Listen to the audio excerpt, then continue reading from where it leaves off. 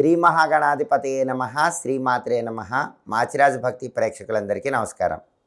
ఈనాటి దినఫలం కార్యక్రమంలో ముందుగా నేటి పంచాంగ వివరాలు పరిశీలిద్దాం.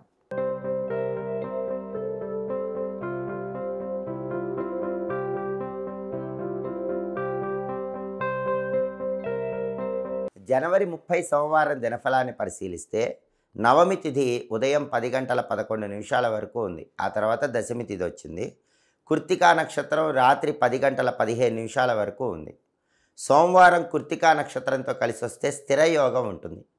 ఈ స్థిర యోగం మిశ్రమ ఫలితాలను కలిగింపజేస్తుంది. కాబట్టి 12 రాశుల వాళ్ళు ముఖ్యమైన ప్రయాణాలు చేస్తే ప్రయాణాల పరంగా సాధారణ ఫలితాలు పొందే సూచనలు ఉన్నాయి. అంటే అద్భుత ఫలితాలు ఉండవు, అద్భుత ప్రయోజనాలు ఉండవు, అలా అని నష్టాలు ఉండవు, సాధారణ ఫలితాలు మాత్రమే కనిపిస్తున్నాయి.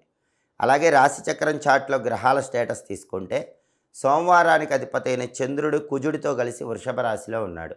చంద్రుడు కుజుడితో కలిస్తే దాన్ని చంద్రమంగళ యోగం అంటారు. చంద్రమంగళ యోగం 12 రాశుల వాళ్ళ మీద అద్భుతంగా పనిచేస్తుంది. ఈ చంద్రమంగళ యోగం వల్ల డబ్బులు సంపాదించడానికి చేసే అన్ని ప్రయత్నాలు ఈరోజు అనుకూలిస్తాయి.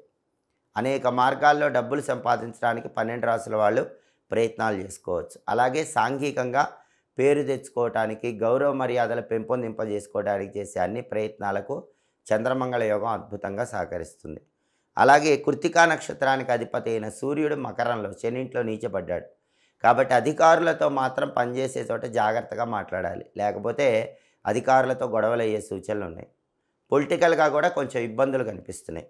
రవి నీచబడ్డాడు కాబట్టి పొలిటికల్ వ్యవహారాల్లో జాగ్రత్తగా ఉండాలి. అలాగే రవి శనింట్లో నీచబడ్డాడు కాబట్టి తండ్రి తరపు బంధువులతో కానీ, తండ్రికి సంబంధించిన ఆస్తుల విషయాలు కానీ జాగ్రత్తగా డీల్ చేసే ప్రయత్నం చేయండి.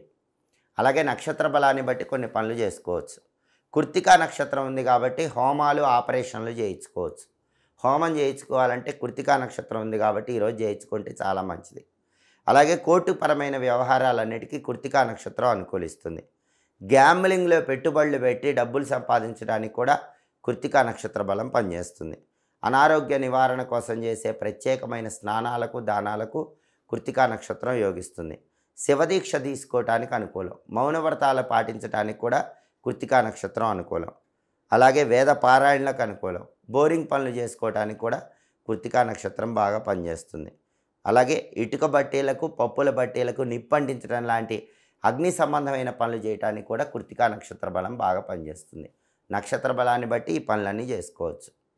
అలాగే 12 రాశుల వాళ్ళు అనుకున్న పనులు అనుకున్నట్లు పూర్తి కావాలంటే సోమవారం కాబట్టి ఓం ఈశానాయ దేవాయ నమః అనే శివమంత్రాన్ని 21 సార్లు చదువుకొని పని మీద బయటికి వెళ్ళాలి. ఓం ఈశానాయ దేవాయ నమః ఈ మంత్ర జపం అద్భుతమైన కార్యసిద్ధిని కలిగిస్తుంది. అనుకున్న పనులు అనుకున్నట్టు పూర్తి చేసుకోవచ్చు. అలాగే సోమవారం కాబట్టి ఉదయం 6 నుంచి 7 మధ్యలో, మధ్యాహ్నం 1 నుంచి 2 మధ్యలో, రాత్రి 8 నుంచి 9 మధ్యలో చంద్రహోర ఉంటుంది. ఈ చంద్రహోర ఉన్న టైంలో కొత్తగా ఉద్యోగంలో చేరటానికి అనుకూలం. వ్యవసాయ సంబంధమైన పనులు నిర్వహించుకోవటానికి అనుకూలం.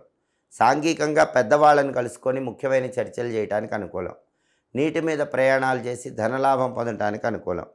గృహానికి సంబంధించిన ముఖ్యమైన పనులకు కూడా చంద్రహోర యోగిస్తుంది. అలాగే బోరింగ్ పనులు చేసుకోవచ్చు.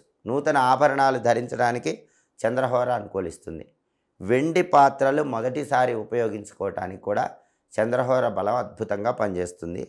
తెలుపు వస్తువుల వ్యాపారాలు, వైట్ రిలేటెడ్ బిజినెస్లు ఏవైనా చంద్రహోరలో స్టార్ట్ చేసుకుంటే ఆ బిజినెస్లు బ్రహ్మాండంగా సక్సెస్ అవుతాయి. ఇవి ఈనాటి దినఫలం కార్యక్రమంలో ముఖ్యమైన అంశాలు. మళ్ళీ తదుపరి దినఫలం కార్యక్రమంలో తిరిగి కలుసుకుందాం. మా వీడియోస్ మీకు నచ్చినట్లయితే మా ఛానల్ని లైక్ చేయండి, కామెంట్ చేయండి. మా ఛానల్ వీడియోస్ 10 మంది మిత్రులకు షేర్ చేయండి. మా ఛానల్ని సబ్స్క్రైబ్ చేసుకోండి. పక్కన ఉన్న బెల్ సింబల్ నొక్కటం మాత్రం మర్చిపోకండి. సర్వే జనాః సుఖినో భవంతు. స్వస్తి.